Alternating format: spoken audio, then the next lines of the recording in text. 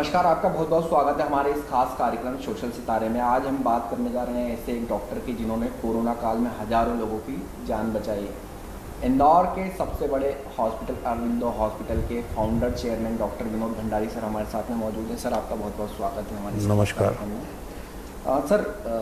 अगर बात करें आपके बचपन से लेकर अब तक का जो आपका सफ़र रहा है, कैसा सर सफ़र रहा है और आम लोगों के लिए उस सफ़र से क्या सीख मिलती है सर? देखिए, मैं एक लोअर मिडिल क्लास फैमिली से बिलोंग करता हूँ। मेरी मम्मी स्कूल टीचर रही है और मेरे पिताजी भंडारी मिल में नौकरी करते थे अकाउंटेंट के पद पे। तो शुरू से मेरे को पढ़ाई की तरफ रुझान रहा, मेरी मम्मी के कारण भी, और मुझे अच्छा भी लगता था। 5वीं क्लास में मेरी मदर चाहती थी कि मैं इंदौर का सबसे अच्छा स्कूल था उस समय बालूना मंदिर, उसमें मेरी एडमिशन हो।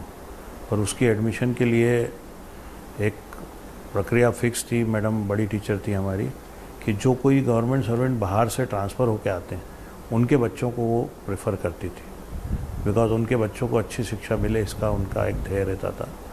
तो मेरे को मेरी मम्मी लेके देवास गई और हमने 6th क्लास देवास में पढ़ी।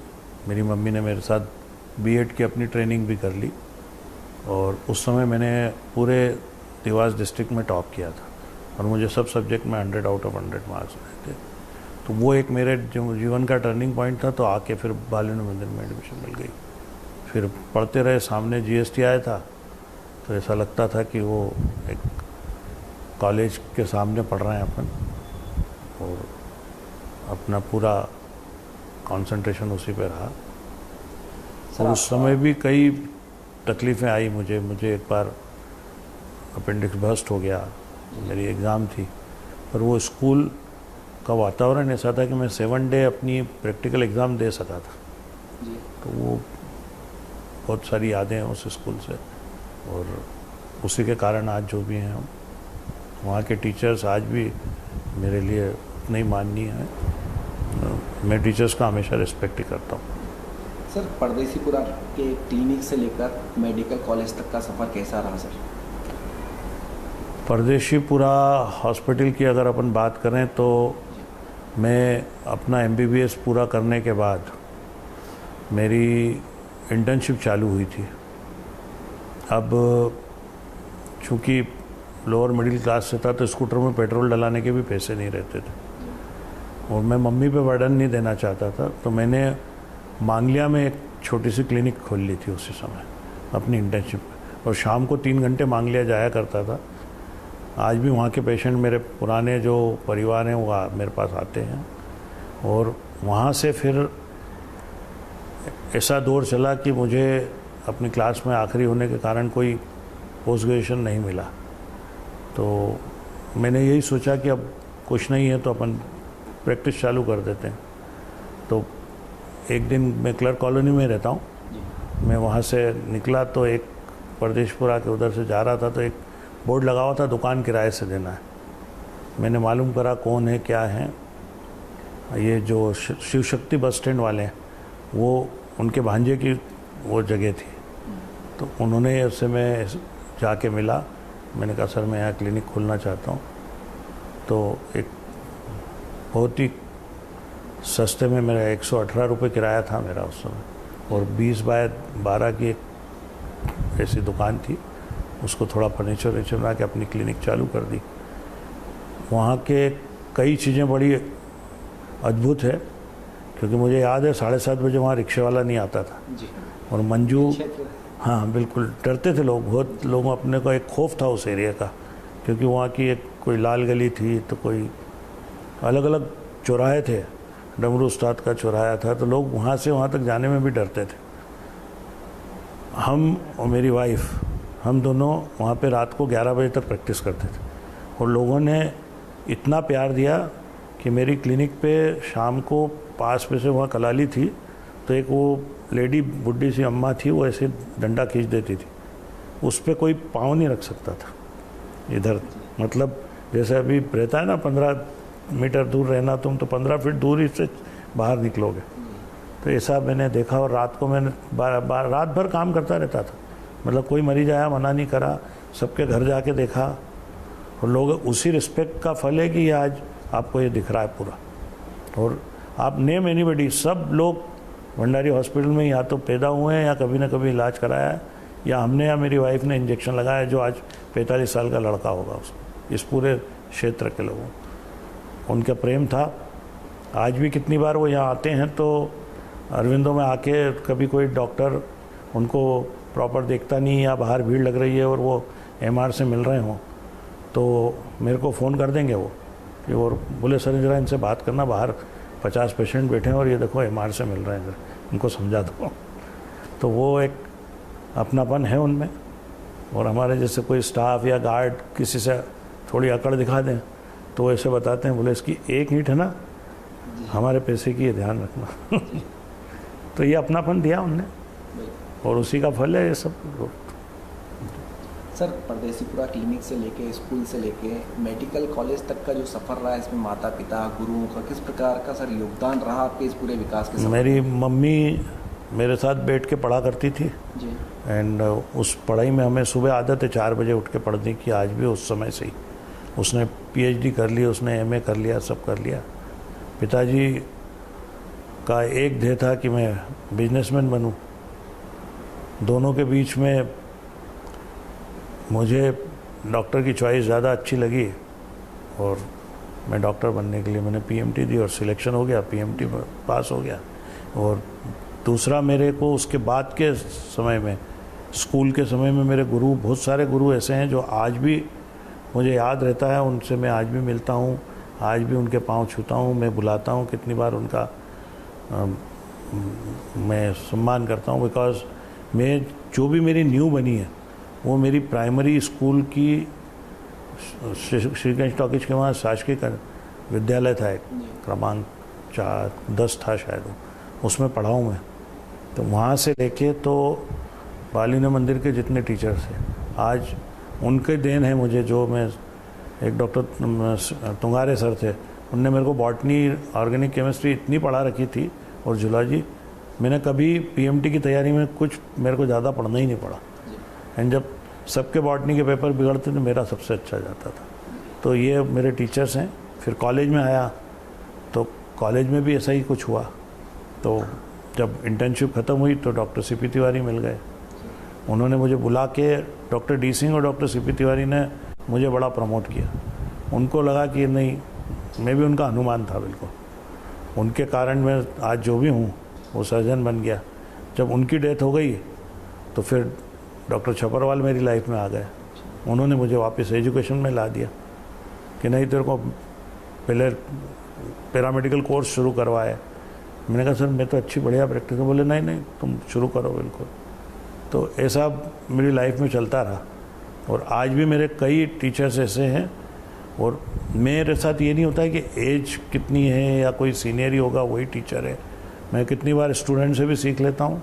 ये मेरे को सीपी तिवारी साहब की देन है। वो भी हमको बता देते कि पढ़ के आना, मेरे को सिखाना, और वही आज भी मैं भी उसी में करता रहता हूँ। तो और यहाँ के टीचर्स, मेरे टीचर्स आज इस इंस्टीट्यूशन में, अभी मेरे जो टीचर थे, मेरी वाइफ के, मेरे बच्चों के, वो टीचर आज भी पढ़ा रहे हैं। मैं रिटायर नहीं करता किसी को भी, मैं जितना दम हो उतना पढ़ाते रहो। इस सफ़र के बारे में सर अगर बात की जाए तो ये सफ़र काफ़ी लंबा था। इस सफ़र में कई उतार चढ़ाव भी आपने देखे होंगे। सर कैसे उतार चढ़ाव आए, उससे क्या क्या सीख आपने जो है ली है? देखिए, मेरे को ज़िंदगी में कोई सा भी उतार चढ़ाव आए, मैं हमेशा उसको पॉजिटिव वे में लेता हूँ।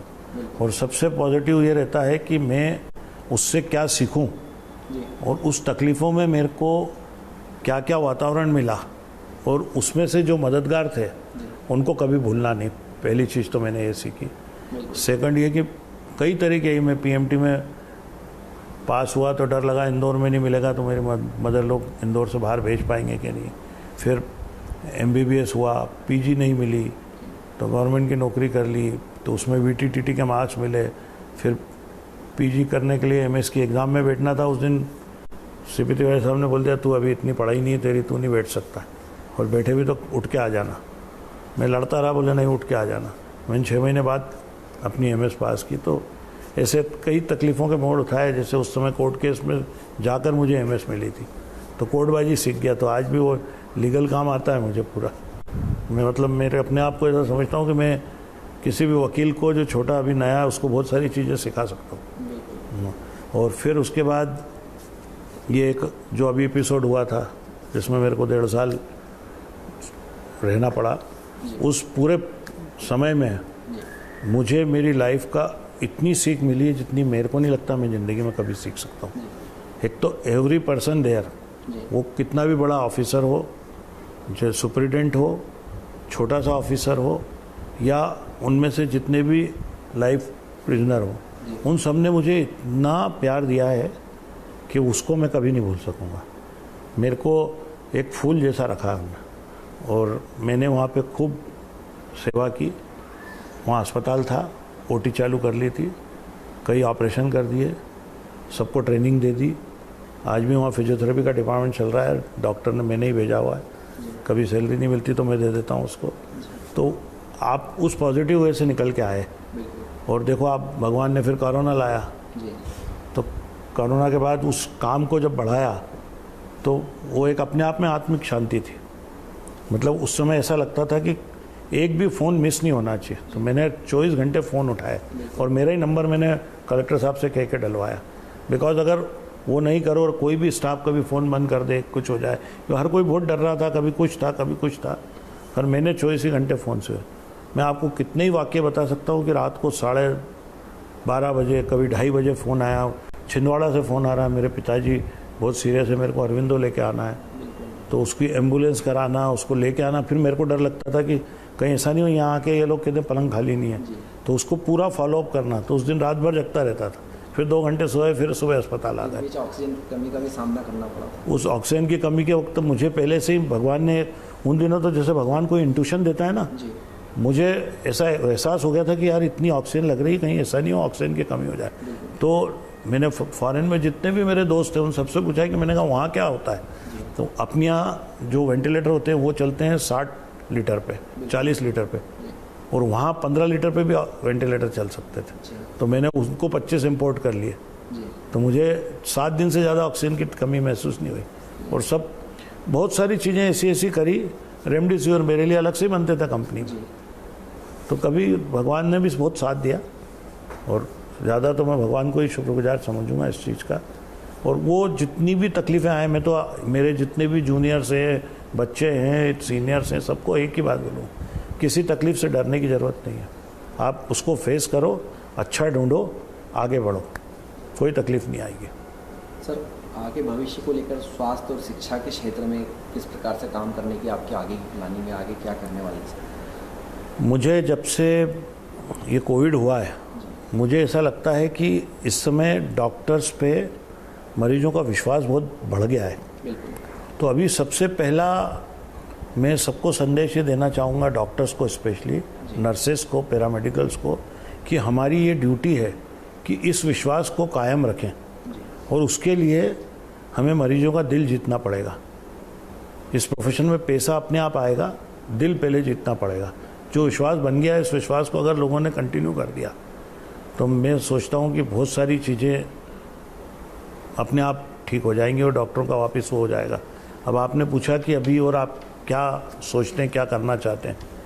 इस समय सबसे बड़ा चैलेंज है नई टेक्नोलॉजी, नए इक्विपमेंट, नई रिसर्च, नई जांच, जिसमें कि हमको सबसे पहले जो हमारा पैरामेडिकल, जो नर्सिंग और जो डॉक्टर्स तैयार हो रहे हैं, उनको ट्रेन करके उनको सिखाना कि अगर ये इस तरह की रिपोर्ट्स कोई लेके आ जाता है। आज मुंबई दिल्ली से लोग जांच वाँच करा के आए थे, कितनी बार इंदौर, बहुत सारे टाटा मेमोरियल से हमारे यहाँ पेशेंट रेफ़र हो जाते हैं वापस कि वहीं जाके करा लो, वहाँ सब हो जाएगा। मैं चाहता हूँ मेरा पोस्ट ग्रेजुएट जो रेसिडेंट यहाँ से निकले, उसको ऐसी कोई भी रिपोर्ट सामने दिखे तो उसको ये नहीं लगना चाहिए कि ये मेरे को पहली बार कोई बता रहा है। मतलब उसको मालूम रहना चाहिए। जैसे इसमें मैं एग्जांपल देता हूँ, पेट स्कैन, मैंने सबसे पहले पेट स्कैन लगाया। देन ये न्यू जीन सिक्वेंसिंग, ये सिक्वेंसिंग अकेली कोविड के लिए नहीं है, इसमें कई और टेस्ट हो सकते हैं। कैंसर के बहुत सारे टेस्ट ऐसे हैं जो हमें आज से 2 साल पहले मालूम ही नहीं थे, अब वो सब होने लग गए यहीं पे। जब यहीं होते हैं तो बच्चे रोज़ देखते हैं, जब बच्चे रोज़ उसको पढ़ रहे हैं तो उनको याद हो जाता है कि भाई इस पेशेंट में अपन ने ऐसा किया था, और वो हमेशा दिमाग में, जहन में रहता है। क्लिनिकल नॉलेज और बढ़ जाता है। बहुत सारी ट्रेनिंग के साधन तैयार हो गए, सिमुलेटर्स तैयार हो गए, उस पर आप हर आदमी को ट्रेन कर सकते हो। आज इकोकार्डियोग्राफी, अब मैं अगर सोचूं कि मैं धार में जाके इकोकार्डियोग्राफी करना, और धार की भी कोई CSC है जी, वो कम्युनिटी हेल्थ सेंटर है, उसमें अगर मेरे को ज़रूरत है तो वो मेरा रेसिडेंट डॉक्टर जो भी है वो MD होके जाए तो उसको हर चीज़ आना चाहिए। जी, ऐसा नहीं कि वो सोनोग्राफी नहीं कर पाए, बिल्कुल, इकोकार्डियोग्राफी नहीं कर पाए, एंडोस्कोपी नहीं कर पाए। तो आपको यहाँ पर जो टर्शरी सेंटर्स हैं, जैसे अपना MY का सुपर स्पेशलिटी, अरविंदो का सुपर स्पेशलिटी, इनमें सिर्फ वही केस रिफ़र हो पाएंगे जिनको रियल नीड है टर्शरी सेंटर की। नहीं तो क्या, अभी हमारा डॉक्टर जो इस तरह का है वो इसी में बिजी हो जाता है कि वो नॉर्मल पेशेंट देखता रहता है, और जो सीरियस आता है उसको फिर हम उतना टाइम नहीं दे सकते जो उस पर टाइम कॉन्सेंट्रेट करना है। तो अभी हमारी तो सबकी प्रायोरिटी यही होना चाहिए, हम सरी के सीनियर लोगों की, कि बेस्ट से बेस्ट टेक्नोलॉजी, बेस्ट से बेस्ट ट्रेनिंग और सिमुलेटर्स, लैब, जितने भी मटेरियल अवेलेबल है उन सबसे लोगों को सिखाया जाए। सर हर एक सफल व्यक्ति के पीछे उसकी जीवन संगिनी का साथ होता है। सर किस प्रकार से मैडम का सहयोग आपके इस सफर में मिला? हम दोनों तो करीब, मेरे ख्याल है जब मेरी एडमिशन 1 साल आगे हुई थी, 1 साल उसके पीछे हुई थी, 3 दिन के बाद से संग में रह रहे हैं। तो इतनी ज़िंदगी का सफ़र है, और अगर वो नहीं होती तो ये कुछ नहीं होता। मतलब उसने रात दिन काम मेरे साथ किया, प्रदेशपुरा में उस एरिया में क्लिनिक चलाना, एक महिला होते हुए भी। मतलब मैं कितनी बार 9:30 बजे CP तिवारी साहब का फ़ोन आया था कि मेरे को असिस्ट कराने आ जाए, मैं छोड़ के चले जाता, अकेली क्लिनिक पे रहती थी, पर डरी नहीं। 11 बजे तक, 12 बजे तक, जब तक मरीज ख़त्म नहीं हुआ। और हर मरीज आज भी वो बताती है, अपन कहीं भी चले जाओ इंदौर में, किसी भी शॉप पे चले जाओ, किसी भी मॉल में चले जाओ, 5, 7, 50 लोग ऐसे मिल जाएंगे जिसकी डिलीवरी मैडम ने ही कराई है। बिल्कुल, वो बोले साहब ये आपने तो इसकी डिलीवरी कराई थी। ऐसा हम शादी में रहते हैं, हमको ये बहुत सुनना पड़ता है कि आपके हाथ का ही है। तो उसके और दोनों कारण ही हम तो दोनों में, और सबसे बड़ी बात रही कि वो कभी भी नेगेटिविटी नहीं है उसके मन में। मतलब ये जितने भी मेरे साथ तकलीफ़ें आई, ऐसा रोल अदा किया है वो मैं नहीं सोचता कोई भी कर सकता है इस तरह का रोल, बहुत मुश्किल है। सर अरविंदो हॉस्पिटल की अगर बात की जाए तो सरकारी और निजी अस्पताल से किस प्रकार से अलग है? जो काफ़ी अलग मशीन्स हैं आपके यहाँ पर, किस प्रकार की मशीन्स हैं यहाँ? मैंने अभी नया पेट स्कैन ऑर्डर कर दिया है, 3 टेक्सला का MRI है, नई पेट स्कैन ले ली है। मेरे पास न्यूबॉर्न की स्क्रीनिंग के लिए मशीन है जो कि UK के सॉफ्टवेयर पे काम करती, बाकी सब जगह नहीं है। और ये न्यू जीन सिक्वेंसिंग है, रोबोटिक सर्जरी होती है, थिएटर बहुत एक्स्ट्राऑर्डिनरी बना रखे हैं, और भी बहुत सारी डिपार्टमेंट्स बने हुए हैं जो अभी कंपेयर नहीं किया जा सकता किसी से भी। गवर्नमेंट सेक्टर का एक सबसे बड़ा एडवांटेज ये है कि हम वहीं से बड़े हुए हैं, हमको भी वहीं से सिखाया गया है। और आज पिछले इस कोविड के बाद से मुझे एक बहुत बड़ा कॉन्फिडेंस ये है कि हमारे बीच में सामंजस्य बहुत अच्छा हो गया। इससे 5-10 साल पहले लोगों को बड़ी कंपटीशन की भावना रहती थी, प्राइवेट वर्सेस गवर्नमेंट, अब बिल्कुल ख़त्म हो गई है। और इसके कारण मेरे ख्याल है इस पूरे मध्य प्रदेश को बहुत फ़ायदा मिलेगा, इन दी सेंस कि मध्य प्रदेश के लोगों को अच्छी टेक्नोलॉजी दोनों जगह से मिलेगी। अब जैसे एग्जांपल देता हूँ, अभी कैथलैब वहाँ सुपर स्पेशलिटी में, मेरे यहाँ भी कैथलैब लग रही है, हम आपस में डिस्कस कर लेते हैं कि यार ये टेक्नोलॉजी और अच्छी आ गई, इसको तुम ले लो, ये टेक्नोलॉजी तुम्हारे यहाँ, ये जो एक अंडरस्टैंडिंग डेवलप हुई है ये बहुत काम में आएगी हेल्थ सेक्टर वाले डॉक्टर्स को भी और मरीजों के लिए। सर जैसा आपने बताया कोरोना काल में स्टाफ ने एक दिन छुट्टी भी नहीं ली, 9 सैलरी की बात की, एक बड़ा स्टाफ सर आप मेंटेन कर रहे हैं। सर उनके स्टाफ के भविष्य के लिए किस प्रकार की योजनाएं आपने तैयार करके रखी हैं जो उनको आगे काफ़ी? मैं एक तो कोशिश करता हूँ कि जिसको भी अपने बच्चे को हायर एजुकेशन करा हो तो कहीं ना कहीं से उसके लिए मैं फ़ीस का स्रोत ढूंढ के, स्कॉलरशिप ढूंढ के वो करवा देता हूँ। मेरे यहाँ आपको पाओगे आपकी करीब 50 लोग तो अभी भी ऐसे हैं जिनके बच्चे वापस या तो डॉक्टर बन जाएंगे या डेंटिस्ट बन जाएंगे, नर्सेज बन जाएंगे या पैरामेडिकल में बन जाएंगे। दूसरा अभी मेरे को एक प्रोजेक्ट करना है, मेरी बड़ी इच्छा है मन से, जो अगले मेरे को उम्मीद है मैं 2-3 साल में कर लूँगा। जितना भी स्टाफ मेरे यहाँ 20 साल से पहले का है, होंगे कम से कम 1000 लोग होंगे, उनके लिए मेरे को एक मकान की व्यवस्था बना के देना है, जो कॉस्ट टू कॉस्ट में ज़मीन के पैसे नहीं लूँगा, उनको बना के देना है मेरे को। ये मेरा टारगेट है नेक्स्ट सब पूरे स्टाफ के लिए। सर आगे भविष्य में क्या क्या योजनाएं जो शहर, प्रदेश और देश का नाम रोशन करेंगी? सबसे पहला तो ये अभी जेनेटिक डिपार्टमेंट जो बनाया और रिजनरेटिव बनाया है, ये डिपार्टमेंट अपने आप में ही एक नया है। इसमें हम पहले से प्रिडिक्ट कर देंगे कि आप लोग को कौन सी बीमारी हो सकती है या उसके न होने के लिए अपने को किस तरह का लाइफस्टाइल जीना है। और रिजनरेटिव मेडिसिन ऐसी एक नई डिपार्टमेंट बन रहा है जिसमें कि कई डिसीज़ को हम क्योर कर देंगे, जैसे डायबिटीज़ है, कैंसर है, इनकी क्योर निकालने के लिए वो काम में आने वाला है। दूसरा, अभी नई चीज़ों में, नए डिपार्टमेंट में न्यू जेन सीक्वेंसिंग के आगे अभी और भी मशीनें हैं जो अगले 1 साल में लग जाएगी। अभी मेरी बातचीत चल रही है, अगर सब कुछ सक्सेसफुल हो गया तो मैं इसी कैंपस में साइक्लोट्रॉन लगाना चाहता हूँ। वो एक दवाई बनती है जो आइसोटोप्स होते हैं।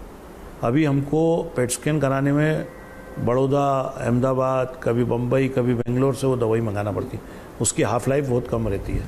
वो वहाँ से यहाँ आते हैं, जब तक वो रह जाती है 1/4, मतलब अपने को कॉस्ट लग रही है 6,500 रुपये और यहाँ आते आते हो गई वो 12,000 रुपये की। तो क्या पेट स्कैन की कॉस्ट बहुत हो गई, और उसमें से जो बाय प्रोडक्ट निकले वो तो आप यूज़ कर ही नहीं सकते हो क्योंकि उसकी हाफ लाइफ तो मिनट ही है। तो ऐसा कुछ प्रोजेक्ट लगाने का चाहता हूँ, मैं सोच रहा हूँ। मैंने आज कंपनी वालों को कहा कि भाई कुछ तुम हमको कर दो, थोड़ा हम मदद कर लें, थोड़ा लोगों से इकट्ठा कर लें, और इस पूरे मध्य प्रदेश के लिए अगर यहाँ से सप्लाई हो जाएगी तो 2.5-3 घंटे में हर जगह पहुँच जाएगा। तो उसकी हाफ लाइफ इतनी रहती कि वो पूरे का पूरा डोज आधी कीमत में हो जाएगा। तो एक ये भी टारगेट है मेरा। हमेशा एक टारगेट रहता है कि हर क्लास को हर तरह की सेम टेक्नोलॉजी की सुविधा मिले, लो कॉस्ट वाले को भी, आयुष्मान वाले को भी और पैसे वाले को। हमारे यहाँ अभी लकीली आयुष्मान का सबसे ज़्यादा काम होता है मध्य प्रदेश में, पर ये मैं आपको दावे से बोल सकता हूँ जो आयुष्मान का या फ्री का पेशेंट है और जो पूरे पैसे के दे के जा रहा है, सबको एक जैसा वो मिलेगा, ट्रीटमेंट, टेक्नोलॉजी, व्यवहार, सब कुछ। बस वो एक प्राइवेट वार्ड में ले लेगा, एक जनरल वार्ड में रह लेगा, इसके अलावा कोई डिफरेंस नहीं। खाना भी सेम है, हम कभी खाना वो नहीं करते चेंज। जो मरीज खाना खाते हैं वही सब लोग खाते हैं यहाँ पे। अच्छा, जो हॉस्टल में बच्चों को खाना मिलता है वो मेरे घर पे भी मैं ही खाता हूँ। शाम को हमारे यहाँ सब लोग वही खाना खाते हैं, तो वो एक अच्छा वातावरण है यहाँ पे। सर, कोरोना संक्रमण काल में सबसे ज़्यादा सक्सेस रेशो की बात की जाए तो अरविंद हॉस्पिटल का रहा। सर, लोग ज़्यादा से ज़्यादा स्वस्थ होके गए, सबसे ज़्यादा बेड आपके पास थे। सर, इस सक्सेस रेशो के पीछे की क्या वजह थी? कैसे आपने कोरोना को हराने में मरीजों की मदद की? सर, 2 ही है इसका। एक तो भगवान ने कुछ ऐसा इंट्यूशन देता था सुबह सुबह कि यार अगले 8 दिन में ये सब प्लान करना है, और वो सब अपने आप होता गया। और दूसरा मेरा स्टाफ, मैं तो इसमें सबसे ज़्यादा योगदान अगर किसी का मानूंगा तो एक इंदौर का प्रशासन और एक मेरे यहाँ का स्टाफ। मेरे को किसी भी तरह की कोई रुकावट ना आने दी। पुलिस वाले हों, कलेक्टर हो, कमिश्नर हो, MY हॉस्पिटल वाले हों, मेरे खुद के स्टाफ हो, किसी ने कोई तरह की तकलीफ नहीं। यहाँ कोई छोटी सी भी तकलीफ हो जाए तो आप एक फ़ोन करो, 1 मिनट में सॉल्यूशन निकाल दो। तो वो एक बहुत बड़ा मेरे लिए वो था इसको अचीव करने के लिए। और दूसरा, हर आदमी ने ऐसा समझा कि मेरे घर वाला ही बीमार हो रहा है, वो उसके कारण हम ज़्यादा कर पाए ये काम। जैसे हमने डायलिसिस खूब करी, कैंसर के ऑपरेशन भी चालू रखे, सर्जिकल जितने कॉम्प्लिकेशंस हो रहे थे उनके इलाज करे, हार्ट के ऑपरेशन करे, एंजियोप्लास्टी करी, सीजर कोई नहीं कर रहा था, डिलीवरी कोई नहीं करा रहा था, सब पेशेंट, पूरे मध्य प्रदेश के पेशेंट इधर आ जाते थे। बिल्कुल, कई बार सर पेशेंटों की स्थितियाँ भी ये भी थी, उनके पास पैसा खत्म हो गया था, पर बावजूद आपने उनकी जो यहाँ पर मदद नहीं, वो तो भगवान में सरकार का भी थोड़ा इसमें योगदान रहा बहुत अच्छा। मैं मतलब इसलिए तो कंबाइंड एफर्ट था पूरा, प्रशासन, शासन और हमारा स्टाफ, इनका कंबाइंड इफेक्ट था। तो ये थे हमारे साथ में अरविंदो हॉस्पिटल के founder chairman doctor Vinod Bhandari, जिनका व्यू काफ़ी साफ और क्लियर है। यूनिवर्सिटी के लिए भी उन्होंने कई सुविधाएं यहाँ पर की हैं, साथ ही जो हॉस्पिटल में स्टाफ है उनके लिए आने वाले समय में मकानों की व्यवस्था करने की भी बात कह रहे हैं। कैमरामैन केशव मराठा के साथ हेमंत शर्मा, News 24 इंदौर।